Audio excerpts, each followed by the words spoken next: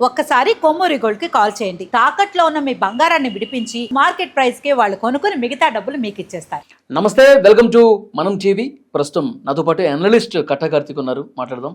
కార్తిక్ గారు నమస్తే అండి. నమస్తే వారి. కార్తిక్ గారు, బీహార్లో పరిణామాలు వేగంగా మారిపోయినటువంటి పరిస్థితి ఉంది.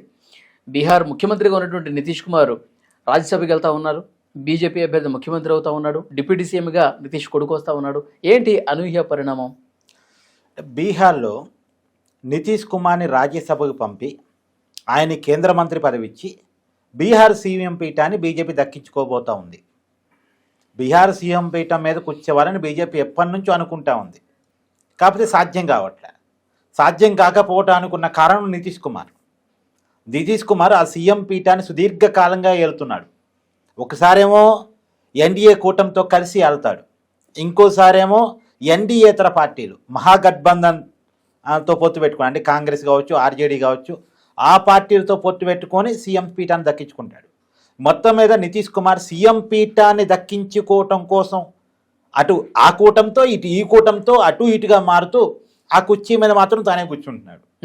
సో ఎత్తి పరిస్థితుల్లో ఆ పీఠాన్ని మన చేతిలోకి తీసుకోవాలని బీజేపీ ఎప్పటి నుంచో అనుకుంటుంది. గతంలో నితీష్ కుమార్ చేసిన ఒక ఆరోపణని గుర్తు చేస్తారు.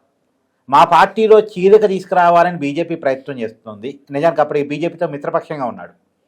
చీలిక తీసుకురావాలని చూస్తుంది. ఎందుకంటే ఇప్పుడు జేడీయూ పెద్ద పార్టీగా ఉంది బీహార్లో.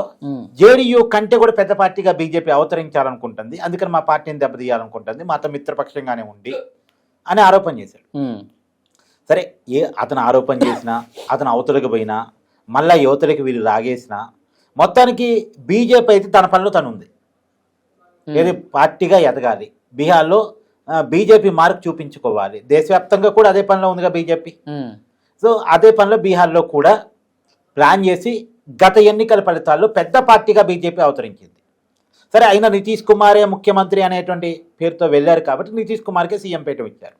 కానీ బీజేపీకి ఇష్టం లేదు. కాకపోతే నితీష్ కుమార్ బీహార్లో పెద్ద నాయకుడు వ్యక్తిగా. తర్వాత దేశంలో కూడా ఎన్డీఏ కూటమిలో బీజేపీ తర్వాత టీడీపీ తర్వాత పెద్ద పార్టీ నితీషే. ఇలా ఎన్డీఏ కూటమి నిలబట్టడంలో కూడా చాలా కీలకం. కాబట్టి నితీష్ని ఇబ్బంది పెట్టకుండానే నితీష్ని బుజ్జగించి సీఎం పీఠాన్ని బీజేపీ తీసుకోవాలనుకుంది. అందుకనే వాళ్ళ కొడుక్కి డిప్యూటీ సీఎం పదవిని ఆఫర్ చేసింది. నిజానికి జేడీయూ పెద్ద పార్టీ కాదు, కానీ ఆ పార్టీకి సరైన గౌరవం ఇచ్చేలాగానే మామూలుగా నితీష్ కుమార్ కూడా ఏమనుకుంటాడు, నా కొడుకుని ప్రమోట్ చేసుకోవాలనుకుంటాడుగా. నితీష్ కుమార్ కొద్దిగా యాక్టివ్గా పొలిటికల్గా ఉన్నప్పుడే తన కొడుకుని ప్రమోట్ చేసుకోవాలనుకుంటాడుగా. ఇప్పుడు డిప్యూటీ సీఎం, గతంలో ఎలాంటి రాజకీయ అనుభవం అతనికి లేదు నిశాంత్ కుమార్కి, ఏది నితీష్ కుమార్ కొడుక్కి. ఏదో కొద్దిగా పార్టీ తరపున ప్రచారం చేస్తుంటాడు, నితీష్ కుమార్ కోసం అనేక వర్గాలు పనిచేస్తుంటాడు తప్ప పెద్దగా రాజకీయ అనుభవం లేదు. అయినప్పటికీ డైరెక్ట్గా డిప్యూటీ సీఎం చేస్తున్నారు. డైరెక్ట్గా నిశాంత్ కుమార్ని సీఎం చేయమని నితీష్ కుమార్ అడగలేడు. అడిగే అంతగా నిశాంత్ కుమార్కి చరిస్మా లేదు, రాజకీయ అనుభవం లేదు, కాబట్టి అడగలేడు. కాబట్టి డిప్యూటీ సీఎం అంటే ఇక ఓకే అనక తప్పదు. రెండోది, నితీష్ కుమార్ కూడా కేంద్ర మంత్రి పదవి ఇస్తున్నారు. సో కేంద్రంలో సముచిత గౌరవం నితీష్కి ఇస్తున్నారు, రాష్ట్రంలో డిప్యూటీ సీఎం కొడుకు ఇస్తున్నారు. సరే, కొడుకుని ప్రమోట్ చేసుకోవడానికి అవకాశం దక్కింది కదా అనే కారణం చేత ఇప్పుడు నితీష్ కుమార్ కూడా ఓకే అన్నాడు. పెద్ద పార్టీగా బీజేపీ సీఎం పదవిని తీసుకుంది. డిప్యూటీ సీఎంగా నితీష్ కుమార్ కొడుకు కాబోతున్నాడు. సో ఇప్పుడు నితీష్ కుమార్ కాదంటానికి కూడా ఆప్షనే ఉంది. చెప్పు, ఇప్పుడు గతంలాగా నితీష్ కుమార్ లేదు నా సీఎం పదవిని మీరు రాక్కుంటారా, నేను కాంగ్రెస్తో వెళ్తాను లేదు జేడీయూతో వెళ్తానంటే ఆ పార్టీలో దిక్కు ముక్కు లేదు. అక్కడ మొన్న ఎన్నికల ఫలితాల్లో ఆ పార్టీతో కలిసిన నితీష్ కుమార్ సీఎం కాలేడు. సో కాబట్టి ఇప్పుడు నితీష్కి ఆప్షన్ లేదు. ఒకప్పుడు అంటే బెదిరించగలిగేవాడు, గదమాయించగలిగేవాడు. ఇప్పుడు ఖాళీ చేయమంటే ఖాళీ చేయక తప్పని పరిస్థితి. అంతిమంగా ప్రజల్లో బీజేపీ తన అభిమానాన్ని పెంచుకోవడం ద్వారా, తన బలాన్ని పెంచుకోవడం ద్వారా, అసెంబ్లీలో సీట్ల సంఖ్యను పెంచుకోవడం ద్వారా సీఎం పీఠాన్ని లాగేసుకుంది అనుకోవాలి. కాబట్టి లాగేసుకునే క్రమంలో మిత్రుడిగా ఉన్నాడు కాబట్టి నితీష్ కుమార్ని కూడా ఇబ్బంది పెట్టకుండా అతనికి ఇవ్వగలిగిన ఆఫర్లు అతనికి ఇచ్చేసి, అతనికి కొడుకు మీద ఉన్న అభిమానాన్ని గుర్తించి కొడుకుని మేము ప్రమోట్ చేస్తున్నాం, గౌరవప్రదంగా మాకు ఇచ్చేయండి అని గౌరవప్రదంగానే సీఎం సీట్ని లాగేసుకుంది.